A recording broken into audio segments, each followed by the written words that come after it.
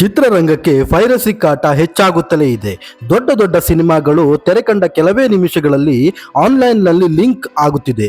Aunty piracy team ಎಷ್ಟೇ ಪ್ರಯತ್ನಿಸಿದ್ರೂ ಇದನ್ನ ತಡೆಯೋಕೆ ಸಾಧ್ಯವಾಗುತ್ತಿಲ್ಲ.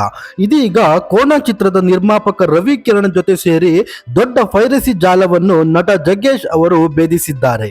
ಇತ್ತೀಚೆಗೆ ನಟ ಸುದೀಪ್ ಅವರು ಪೈರಸಿ ವಿರುದ್ಧ ಯುದ್ಧ ಮಾಡುತ್ತೇವೆ ಎಂದು ಹೇಳಿದ್ದರು. ಅದು ದೊಡ್ಡದಾಗಿ ಚರ್ಚೆ ಹುಟ್ಟಾಕಿತ್ತು.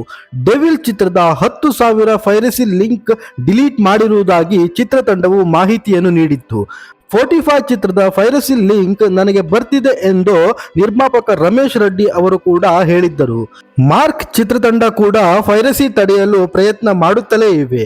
ಆದರೂ 2 ಸಿನಿಮಾಗಳು ಆನ್ಲೈನ್ನಲ್ಲಿ ಸೋರಿಕೆಯಾಗಿದೆ. ಇದೀಗ ನಟ ಜಗ್ಗೇಶ್ ಅವರು ಸಿನಿಮಾ ಪೈರಸಿ ಮಾಡುವ ಒಬ್ಬ ಕಿಡಿಗೇಡಿಯನ್ನು ಪೊಲೀಸರಿಗೆ ಒಪ್ಪಿಸಿದ್ದಾರೆ. ಇನ್ಸ್ಟಾಗ್ರಾಮ್ ಲೈವ್ ಬಂದು ಈ ಬಗ್ಗೆ ನಟ ಜಗ್ಗೇಶ್ ಅವರು ಮಾಹಿತಿ ನೀಡಿದ್ದಾರೆ. ನಾಳೆ ಪೊಲೀಸರು ಆರೋಪಿಯನ್ನ ಮಾಧ್ಯಮಗಳ ಮುಂದೆ ಹಾಜರುಪಡಿಸಲಿದ್ದಾರೆ.